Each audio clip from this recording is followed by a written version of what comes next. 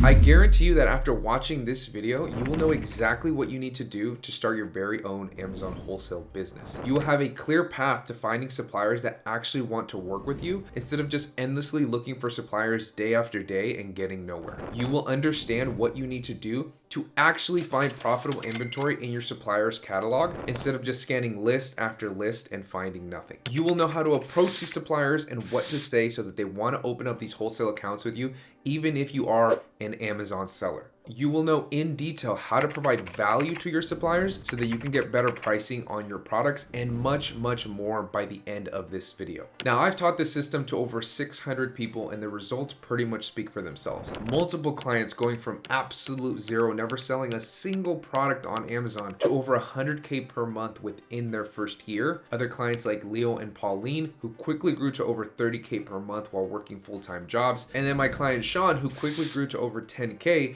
as well as securing an exclusive brand partnership within just a couple of months of us working together. And other clients who have not only successfully overcome the Amazon objection, but also opened up that account and got that supplier to drop their MOQ in half. And today I'm going to show you exactly how to do the same for yourself. I'm going to break everything down step by step and walk you through the entire process so that by the end of this video, not only do you have massive clarity, but you have the confidence that you need to go and start implementing this process for yourself. So let's jump right into it. Now, I'm going to assume that you have already set up your Amazon professional seller account, you have been verified, and you are ready to go right now. And if this is the case, the next step that you need to take is you need to form your business, you need to get your EIN, and you need to get a seller's permit. Now, suppliers will not even work with you or open up any accounts if you have not done this first. This is the most important thing and the very first thing that you need to get done right away. Now, you can form your business as an LLC, as an S Corp, and I've even heard of some people running their business as a sole proprietor, but to be honest, I have no experience running my business in that manner. I personally have an LLC. Most of my clients do as well, but I highly recommend that you do some research and find out what fits best for your current situation, and then you go from there. Now, when it comes to forming your business and getting your EIN, I always encourage my clients to use services like InkFile or LegalZoom because it just speeds up the process. You can also go and do this yourself if you want to by just going to your state's government website and then following the steps that they tell you. And you can form your LLC that way. I'm sure it'll save you a little bit of money, but for me personally, for convenience and time, I just use InkFile or LegalZoom. Now, the last thing you're going to need is a seller's permit or the equivalent of a seller's permit for your state. Keep in mind that these may have different names depending on which state you're in, but you can also go to your state government website, follow the steps, and you'll be able to sign up for your seller's permit on there. It's really, really easy to do so. It just takes a little bit of time. And then once this is all approved and you have your business formed, you can then go and start contacting suppliers and opening up wholesale accounts. Okay, now with the legalities out of the way, let's get into the fun stuff, which is actually making your business successful. The very first thing that I want you to do is niche down. This is going to require you to choose 1 to 3 categories that you want to focus on in the start. And keep in mind, this is not set in stone. You can adjust if you're not happy with the categories that you chose in the beginning or you're not having any luck with those categories. And this can also be expanded upon as you gain experience. But the reason I want you to start here is because it's going to give you a sense of direction as you go through this process. You see, what happens to most people is that they watch countless videos on Amazon wholesale. They get all of this information in their head. Maybe they even think that they have the entire model figured out, but when it comes time to implement, they're completely lost on where to start. So inevitably, they try to find the best opportunity, and this leads them to category jump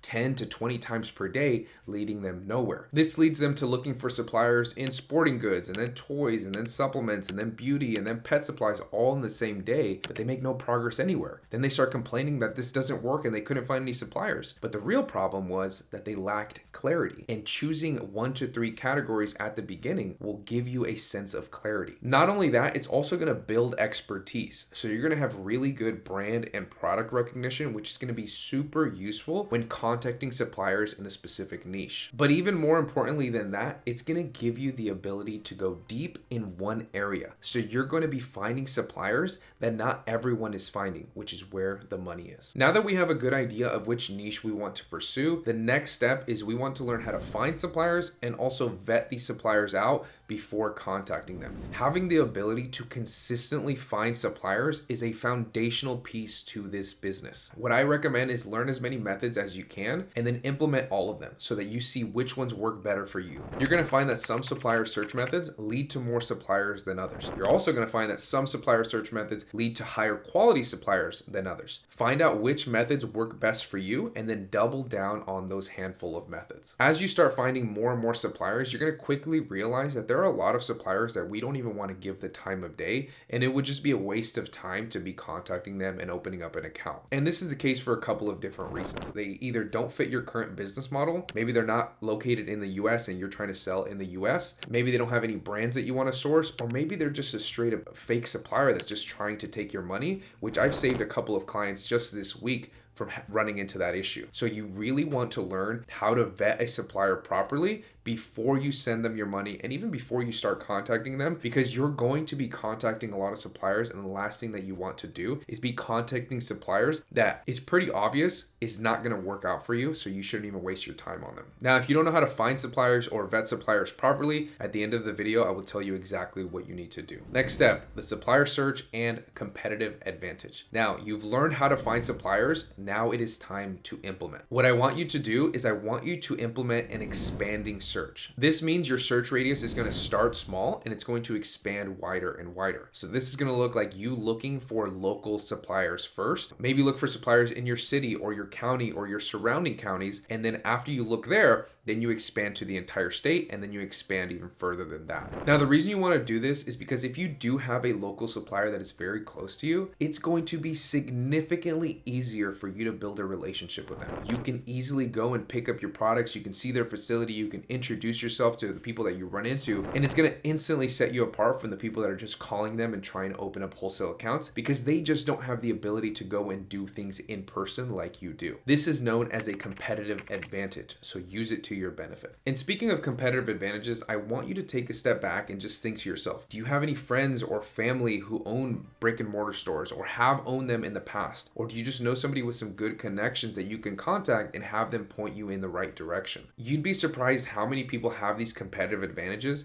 and they just never think to use them. Contact strategy and approach. Now let's break down our approach first, and then we'll get into the contact strategy. Now, when you start finding suppliers, in order to open up a wholesale account, you're going to need to get on the phone or email them. And in a lot of cases, you're going to be emailing a lot of suppliers. So you want to make sure that you have a professional presentation to your business. At the very start, it's okay if you want to use your personal email, assuming it's not something ridiculous, or a semi-professional email like yourbusiness@gmail.com. That's fine at the very beginning. I think it's better than overthinking the entire process and never taking any action. But you quickly want to transition into a professional email, which is really easy to get, to just give your business an overall better presentation when you're contacting these suppliers. Now, when you are reaching out to these suppliers, should you tell them that you're an Amazon seller or that you sell on Amazon? I would say don't present this information freely. Tell them that you're a retailer or an online retailer. But if they ask if you sell on Amazon, tell them the truth, because at least if you do that, you still have the ability to overcome any objections and still have the ability to get your foot in the door. If you lie and then they find out that you're lying about where you're selling these products, good luck buying from them again or having the ability to build any relationship in the future.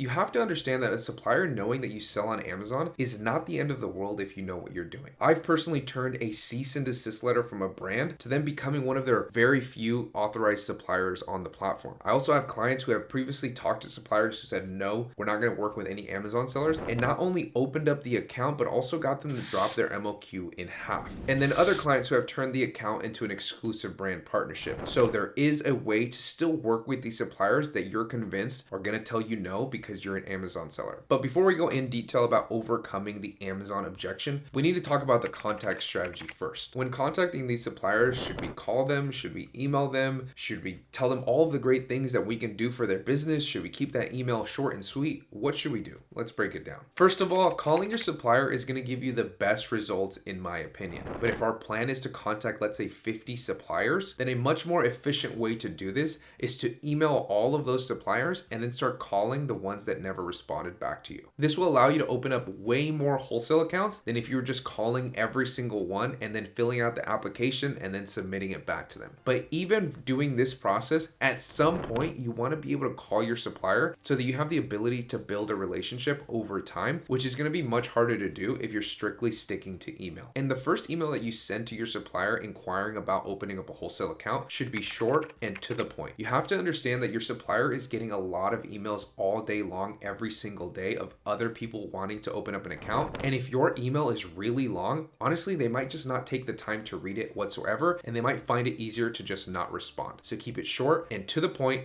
and you're going to get significantly better results. Now, I've gone ahead and left you guys a completely free contact template down below that you guys can copy and then start using it for yourself in your business. Okay, now let's talk about overcoming the Amazon objection. By far, the most common thing that I've heard since I've been in the Amazon space is that suppliers don't want to work with Amazon sellers. And yes, there will come a time that you're going to run into a supplier that simply doesn't want to work with you because you sell on Amazon. And what do most people do when they hear a supplier tell them this? They cower. They say, okay, bye. It was nice knowing you. Then they crawl over to their room, they pull the covers over themselves, and they have themselves a good cry. Then they wake up the next day and they take those tears to the internet and they start telling people, Amazon doesn't work, Amazon's saturated, suppliers don't want to work with you, they don't want to work with Amazon sellers, blah, blah, blah, blah. Same thing that they've been saying for the last 5 years, all while my clients and I have been consistently growing our businesses while they gave up on theirs, and I don't want you to turn out to be just like them. If you're watching this channel, there will be no victims here. There will be only problem solvers. So this is what you're going to do. When a supplier hits you with an objection of any kind, but specifically the Amazon objection, you need to dig deeper. You need to find out why they don't want to work with you.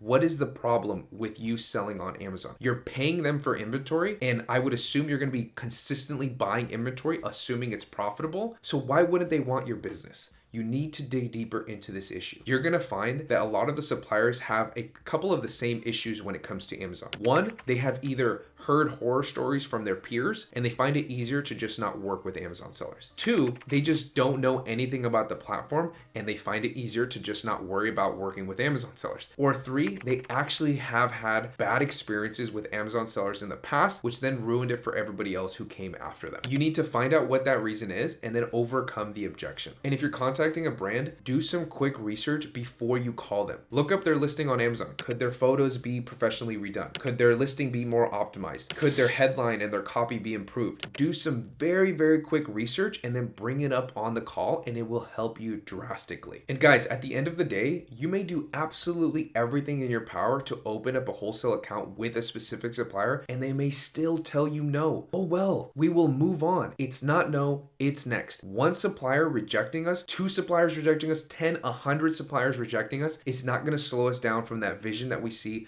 of the business that we want to create. It's not no, it's next. Now, this next step is very straightforward. Your supplier is going to give you a wholesale application, which you will then fill out, enter all of your business information, and then resubmit it back to your supplier. And then they will give you an inventory list or a catalog of some kind that you can then go and review, which leads us into our next step, which is product research. Now, this section of the video is super important. You can find all the suppliers you want. You can overcome all of the objections. You can build all of the relationships that you want. But if you don't learn how to do product research the right way, you're going to be spinning your wheels for months and months at a time and then wondering why you're not finding any inventory, or you're going to continuously be buying inventory that is going to lose you money. So to avoid this, you're going to need 3 key pieces of software. You're going to need Keepa, which is going to give you all the data that you're going to need to make good buying decisions. You're going to need a profit and loss calculator like RevSeller or SellerAmp, which is going to tell you if a product is profitable or not. I recommend RevSeller if you're going to do strictly wholesale, and I recommend SellerAmp if you're going to do a hybrid approach of arbitrage and wholesale. And you're also going to need ScanUnlimited, which allows you to enter your supplier's inventory list into the software, and it will tell you which products are profitable and which are not. Now, I have a super in-depth Keepa video that's about 45 minutes long that's going to tell you absolutely everything that you need to look at when it comes to buying profitable inventory and knowing which products to go deeper on and which products to completely stay away from. And I'll link that video down below so that you can check it out after this video. But let's stick to ScanUnlimited for a moment because that's where most people are going to run into problems. Now, the biggest mistake that people run into when they're using this software is that they view it as the end all be all when it comes to product research. They scan a list, they don't see anything profitable, so then they move on. They go to a new supplier, they scan their list, they don't see anything profitable, so then they move on again. And this cycle just repeats over and over again until the end of time. You need to realize that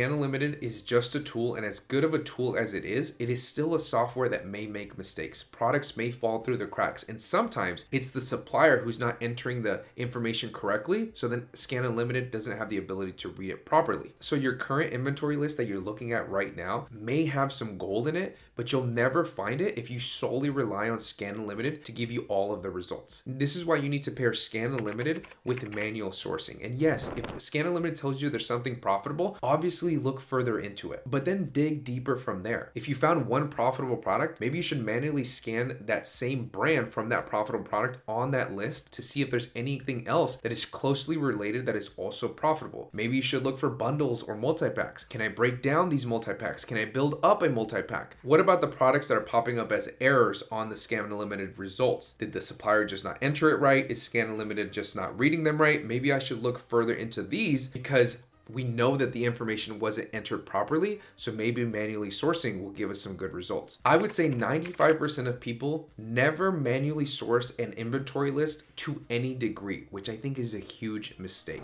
And yes, I know exactly what some of you guys are thinking. Oh, it's so time consuming. It's so tedious to do things that way. You know what else is time consuming and tedious? Investing so much time into going from supplier to supplier, list after list, dealing with all that frustration and losing confidence that you can even make this business work because you're just trying to rush the process instead of just taking a step back and taking a more methodical approach to your product research. And yes, of course, sometimes you're going to run into a supplier list that doesn't have anything profitable on it. But when you do find some profitable inventory from manually sourcing a list, it will be well worth it. Now, if you guys want an in-depth tutorial on ScanUnlimited, exactly how to use it, I went ahead and left a video for you guys down below in the description along with a discount code for your first month. So if you guys want to learn more about ScanUnlimited, go ahead and check that video out after this video. Now, I do want to add a very quick pro tip here when it comes to product research. Let's say you found a profitable product that you're going to order from your supplier. Before you purchase it, make sure you can list that product on your inventory. So this means go to your Seller Central account, add the product to your inventory, and then just enter the ASIN and see what pops up. You don't have to fully add that product. We just want to see if we're able to list it. So if it says you have the ability to sell right now, great. If it says you can apply to sell, that's fine too. We can ungate ourselves. That's very easy to do. But from time to time, you're going to run into a product that is restricted for whatever reason, and you won't even be able to list it. And you don't want to deal with that headache when you just paid thousands and thousands of dollars to your supplier and you're not even able to sell that product on Amazon. So take an extra 1 minute to just check that you're able to list that product on Amazon before you purchase it. Now let's quickly talk about negotiating with your suppliers. Now, most people overthink this part, and I'm going to break it down in the simplest way possible. When it comes to negotiating with your suppliers, you need to understand the following. This negotiation needs to be a win-win for you and your supplier. Negotiating over time will get significantly easier. Larger orders lead to more discounts. Recurring orders lead to more discounts. Consistently purchasing and building a relationship will lead to more discounts. Placing a tiny order, being a headache to deal with, and asking for an unrealistic price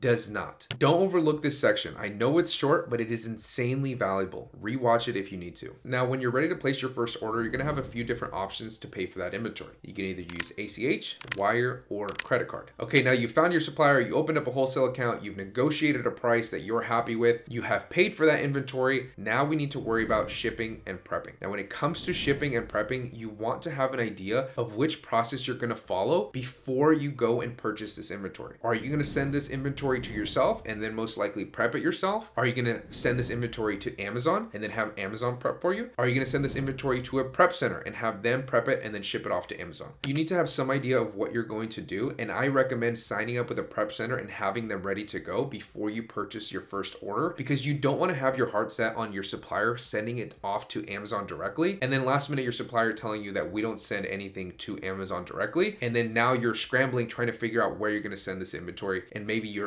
not able to send it to yourself. Okay, so have a prep center ready to go so you can avoid this headache and you're ready for any situation. Inventory management and repricing. Now that you have actual inventory in the Amazon FBA warehouse and it is available for sale, you want to start using a repricer like Profit Protector Pro. The reason you want to do this is because this tool is going to allow you to automatically adjust your price all day long without you having to go and adjust it yourself. So while you're adjusting your price, let's say 100 times per day, other people like Steven Glansberg are going to be manually repricing their inventory maybe twice a day, and they're going to be having a hell of a time trying to keep up. You, with using your repricer, you're going to be able to turn your inventory in significantly faster and get your money back much quicker and then reinvest it back into inventory. You also want to be using an inventory management tool like Sellerboard, which is going to give you a high level view of how your business is doing, which ASINs are profitable, how profitable were we this month, which ASINs are not moving, which ASINs are not profitable whatsoever, which ASINs should we restock, and how quickly should we restock. This is an invaluable tool that is really inexpensive, and I highly recommend you start using it as soon as you start having inventory available for sale. I have a couple of discount codes for you guys down below. You can get 2 free months off of Sellerboard, and you can also get a discount on Profit Protector Pro. I left the links down below in the description. Now, this section of the video I believe is the most important when it comes to the long-term success of your Amazon wholesale business. You always hear the term value being thrown around. Provide value to your suppliers, make sure you're giving them value, but you never hear it in any specific detail. So that's what I'm going to give you in this section of the video. This is what I consider to be providing value to your suppliers. The very first thing is just simply buying inventory. This is probably the most valuable thing that you can do for your supplier because you're growing their business at the same time you're growing your business. The second thing that you can do is ask them if they have any inventory that they're just having a hell of a time moving, and maybe you're able to sell it profitably on Amazon so you can help them move that slow moving inventory that they've been stuck with. Sometimes this inventory, although it's moving slowly, you can just add a quick and easy PPC campaign behind it, and it might give it the sales boost that it needs to be worth your time, and you're helping out your supplier at the same time. The third thing that you can do is just give them advice on Amazon. Tell them which of their products needs improving and specifically what they need to do. Tell them that they can work on their listing optimization or their photos or their headlines. This is gonna go a very long way. And you have to realize a lot of times they're not gonna have time to do this themselves, and that is where you come in. That is where you can help them and separate yourself from all of the other people buying inventory from them. And obviously keep in mind that this is gonna be more directed towards working with brands directly who have an invested interest in how their brand is performing on Amazon. And kind of a unconventional bonus tip here is just be easy to work with. Be reliable, be consistent, be professional. Ask yourself, would I do business with myself? Based off of how I currently run my business, if other people came to me that were exactly the same as me, would I be happy to do business with them? If not, then there are some things that you need to change because you can't expect your suppliers to be jumping out of their seats to work with you if you wouldn't even work with you. So that's an honest conversation that you need to have with yourself before you continue to move forward with the supplier. Now, just like providing value to your supplier is very important, building a relationship over time with your supplier is incredibly important as well. You want to remember that this is the people business. Your sales reps are just people like you and I. They have interests, they have families, they have hobbies, they have things that they like to do. So when you're talking to them, remember that. Listen closely to what they're saying on the call and expand a conversation when it's appropriate to do so. Maybe you hear them talk about them being a mother or a father or some vacation plans that they have or something they did over the weekend, and then just go into a normal conversation like you do in your everyday life. You have to remember though that you need to let this flow naturally and not force it, because you cannot force a relationship, and the more that you try to force a relationship, the more they're going to be kind of on the fence about you because it's just not a natural thing to do. Now, like I said at the start of the video, one of the most important things that you need to do in the beginning is you need to learn how to vet suppliers and you need to learn how to find suppliers. Finding suppliers is one piece of the puzzle, but if you don't know how to vet these suppliers to see if it's somebody that we should contact or to see if it's somebody we should completely stay away from, you're going to be wasting a lot of time in the process. So I've gone ahead and made this video that I want you to watch next, where I break down exactly this process step by step.